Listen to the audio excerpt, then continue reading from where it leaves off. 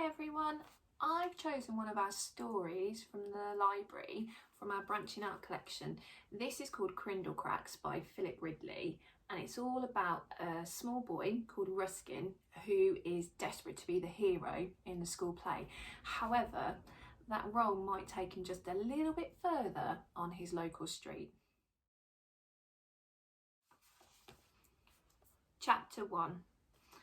It was a day for choosing a hero. All the week before, Ruskin Splinter's school, St George's, had been casting its end-of-year play, and only the role of hero remained. Ruskin wanted to be part of this play more than anything. "I was born to be a hero," he had told his teacher, Mr Lace. "Don't you think so?" "I'm not sure," Mr Lace had replied, sucking a pencil. "We'll decide next Monday." And now it was the day for deciding. As soon as Ruskin woke up, he stared at the photographs of famous actors that were stuck on his walls. Ruskin wanted to be a famous actor when he grew up and had started rehearsing lines from the play. "I am brave and wise and wonderful," Ruskin said, getting dressed and going to the bathroom to clean his teeth. He looked at his reflection in the mirror above the sink. "What a hero you are," he said to himself, with toothpaste frothing in his mouth. Ruskin was 11 years old, extremely thin, with a bush of frizzy red hair. He wore green shorts that showed off his knobbly knees, green shoes that were too big for him, a striped t-shirt that made his arms look like twigs, and glasses with lenses so thick his eyes appeared the size of saucers. When Ruskin had cleaned his teeth, he looked out of the bathroom window. "Good morning, Lizard Street," he said in a squeaky whisper of a voice. Ruskin always said good morning to the street. He loved the dark bricks of the houses, the cracked pavements and the cobbled roads with its bumps and holes. At the other end of Lizard Street, Ruskin could see his school, St George's. The school had iron railings with spikes on top, and the school was so old that Ruskin's mum, Wendy, had gone there when she was a little girl. "One day," Ruskin said, "I'll be the hero of Lizard Street." Chapter 2.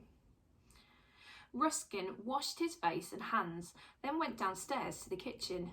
His mum was sitting at the table, an electric toaster on one side of her, an electric kettle on the other, pouring endless cups of tea. "Kiss," Wendy said when she saw Ruskin. Ruskin kissed her cheek. "Tea?" she asked. "Yes, please," Ruskin replied. "Toast?" "Yes, please."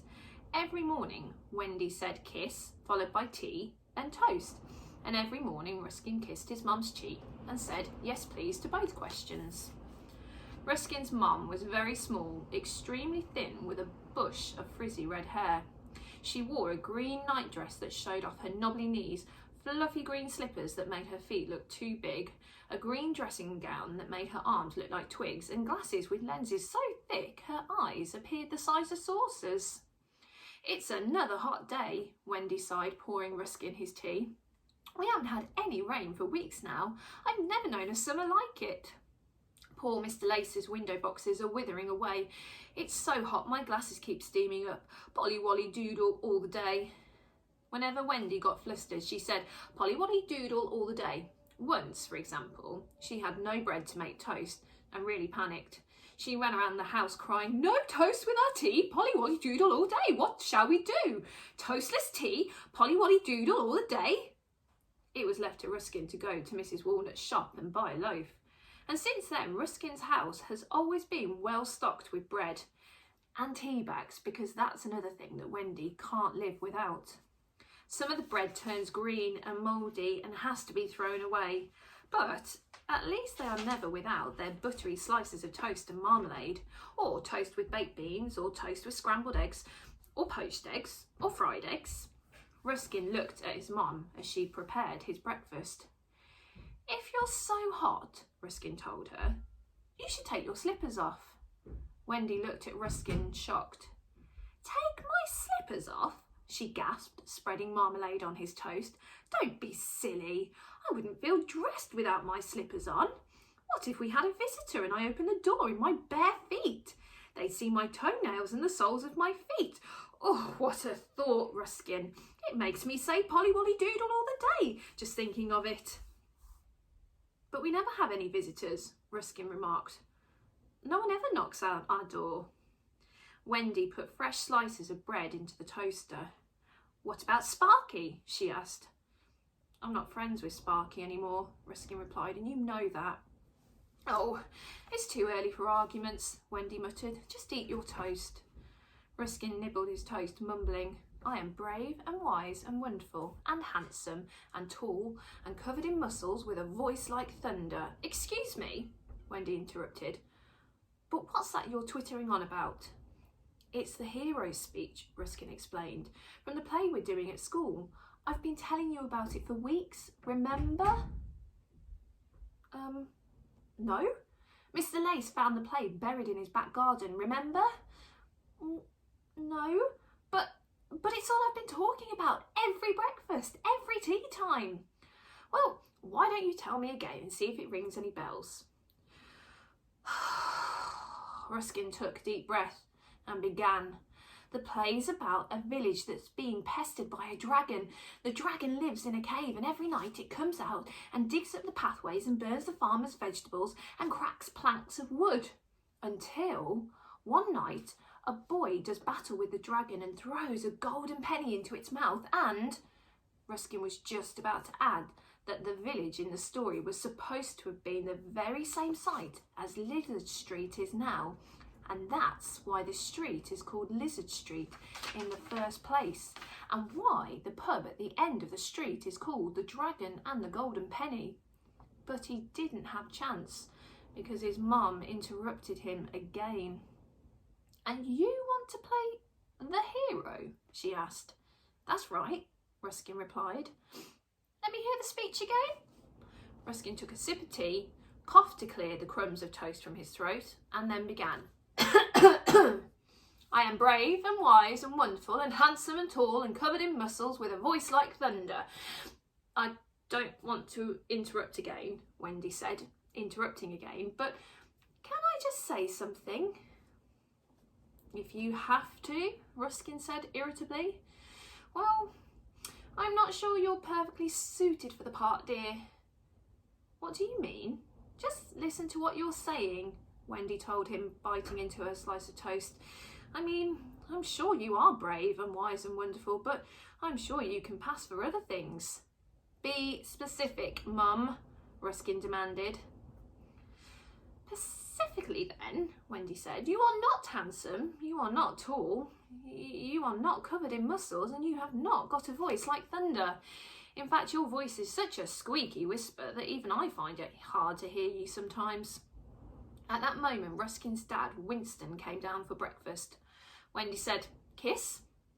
Winston kissed her cheek. Tea? Wendy asked. Yes, please, Winston responded, sighing. Toast? Yes, please, he replied, sitting at the table. Winston was small, extremely thin, with a balding, frizzy red hair. He wore pyjama bottoms with holes showing off his knobbly knees, woolly socks that made his feet look furry, a sleeveless vest that made his arms look like twigs, and glasses with lenses so thick his eyes appeared the size of saucers. Wendy put some more bread in the toaster and poured Winston a cup of tea. Then she told him about the part Ruskin wanted in the school play. And what does the hero look like? Winston asked. Handsome, Wendy informed him. But Ruskin's not handsome, Winston said. He's the silliest looking boy in Lizard Street. And tall, Wendy informed him. But Ruskin's not tall, Winston said. He's the smallest boy in Lizard Street. And covered in muscles. But Ruskin hasn't got any muscles anywhere, Winston said. And with a voice like thunder, Wendy finished. But Ruskin's voice is just a squeaky whisper, Winston remarked. Then, looking at his son, he continued, You can't possibly play the hero.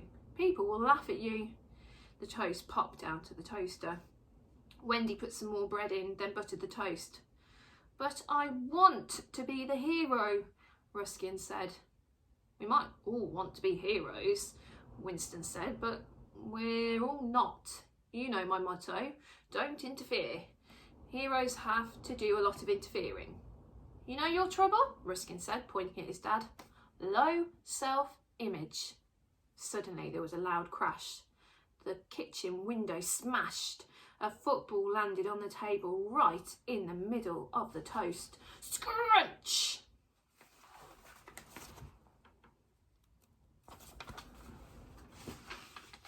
Chapter 3. Wendy screamed and hid behind the refrigerator. Winston screamed and hid behind the gas cooker. "It's not my fault! It's not my fault!" he cried. Winston was always saying, "It's not my fault." For example, a couple of days ago, when Wendy complained about how hot it was, Winston said, "It's not my fault." And when Ruskin said he didn't have any school friends, when a light bulb fused, when Wendy broke a cup, when a car backfired, when a dog started barking, to these and many, many other things, Winston's immediate and only response was, "It's not my fault." Ruskin stood on the chair, staring at the ball. It looked like an ostrich egg in a nest of toast. "Who said it was your fault?" Ruskin told his dad. "It's Elvis's ball again, that's all." Winston said, "That's the third time Elvis has broken one of our kitchen windows." "Not to mention all my ruined toast," Wendy said. Then she added, "Polly-wolly-doodle all the day."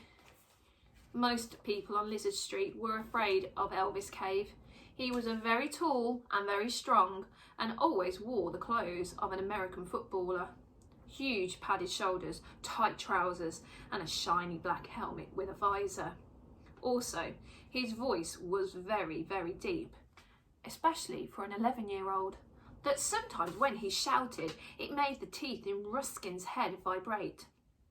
Elvis and Ruskin were in the same class at school. Once, when they were both as small as each other, they had been friends. There had been the three of them, in fact, Ruskin, Elvis and Sparky Walnut. But then Elvis became tall and big and started scaring people. He stopped being friends with Ruskin. Sparky, who was scared, followed Elvis, and Ruskin was left without a friend. Except for Corky, the school caretaker. There was a knocking at the front door.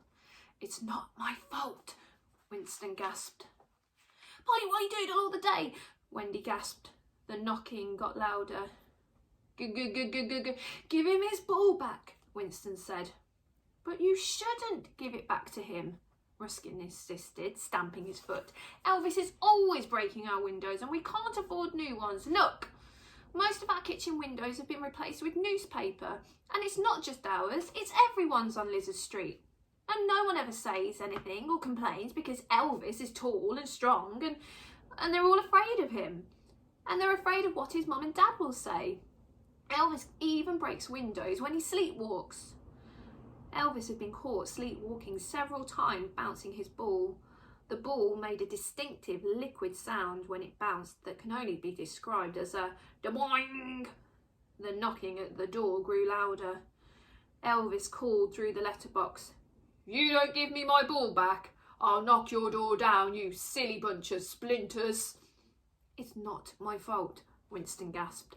"Polly-wolly-doodle all the day," Wendy gasped.